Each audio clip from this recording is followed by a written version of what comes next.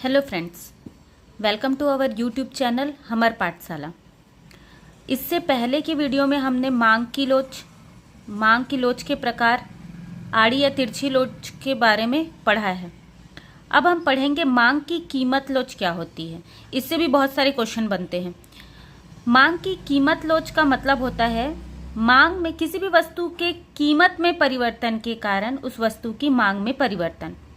Example, अगर मान लो कि किसी भी वस्तु का कीमत बढ़ रहा है या कम हो रहा है तो उसकी मांग कम होगी या ज़्यादा होगी, उसे ही कहा जाता है मांग की कीमत लोच। कीमत के कारण किसी भी वस्तु का अगर मांग बदल जाता है तो उसे कहा जाता है मांग की कीमत लोच। लोच का मतलब क्या होता है? लोच का मतलब होता है, इसे इंग्लिश में कहते हैं इलास्टिसिटी। इलास्टिसिटी बना है इलास्टिक से। इलास्टिक मतलब कि आप जानते ही हैं, जो हम रबर लगाते हैं वो क्या होता है? फैलता है, मतलब परिवर्तन को दिखाता है ये। तो परिवर्तन किसमें? मांग में परिवर्तन। किसमें परिवर्तन? मांग में परिवर्तन। किसके कारण? कीमत के कारण। अब आप देखते हैं कि मांग की कीमत लोच कितने प्रकार की होती? तो 5 प्रकार की। पूर्णतः लोचदार मांग, अधिक लोचदार मांग, लोचदार मांग, बेलोचदार मांग, पूर्णतः बेलोचदार मांग। अब इसका मतलब क्या है? पूर्णतः लोचदार मतलब बहुत ज़्यादा बदलाव।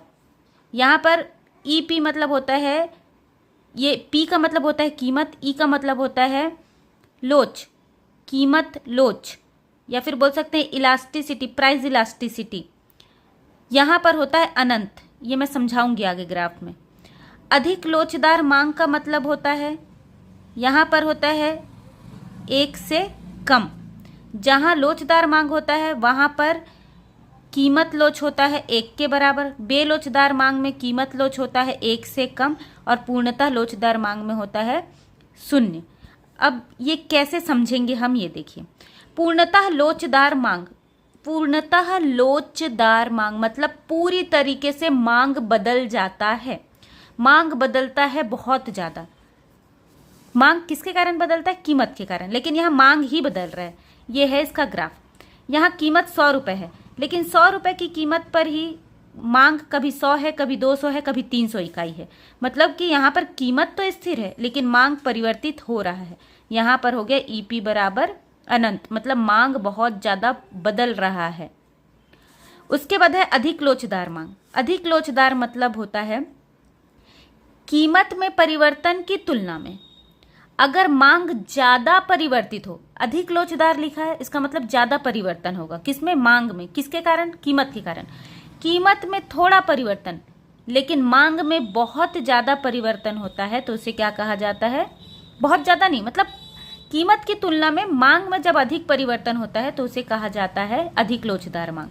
अब यहाँ पर आप देखिए, जब कीमत 100 था तो 300 इकाई मांग थी इसकी, लेकिन कीमत 10 रुपये बढ़ा और मांग सीधे 100 हो गया। मतलब कितनी इकाई गिर गया? 200।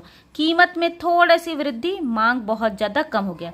आपको रिलेशन तो पता ही होगा कि कीमत बढ़ता है तो मांग कम होता है, और कीमत कम होता है तो मांग बढ़ जाता है।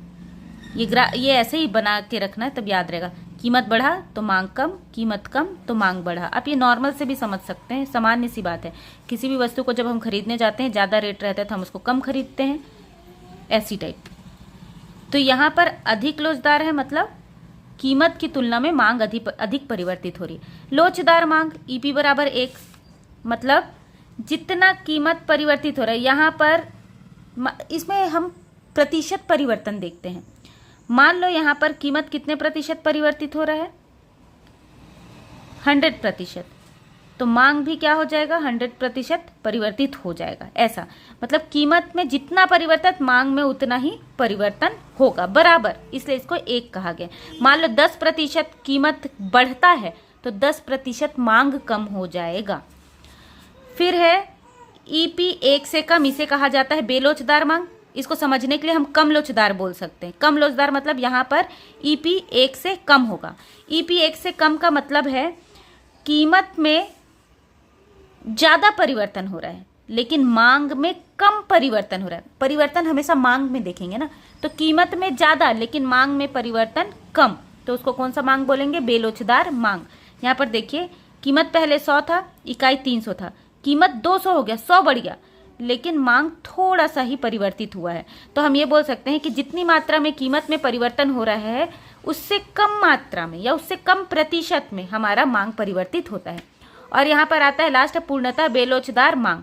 पूर्णतः बेलोचदार मांग का मतलब होता है जहां पर कीमत में कितना भी परिवर्तन हो जाए लेकिन मांग बिल्कुल भी परिवर्तित नहीं होता, वो वैसे का ही वैसा रहता है। जैसे कीमत पहले 100 था, 200 था, 300 था, 400 था, लेकिन मांग कितनी, 100 इकाई।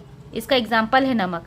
आप नमक उतना ही खाओगे जितना आप हमेशा खाते हो, चाहे उसका कीमत कितना भी बढ़ जाए और कितना भी परिवर्तित हो जाए। अगर आपको इसमें कोई भी डाउट हो तो आप मेरे से पूछ सकते हैं कमेंट करके।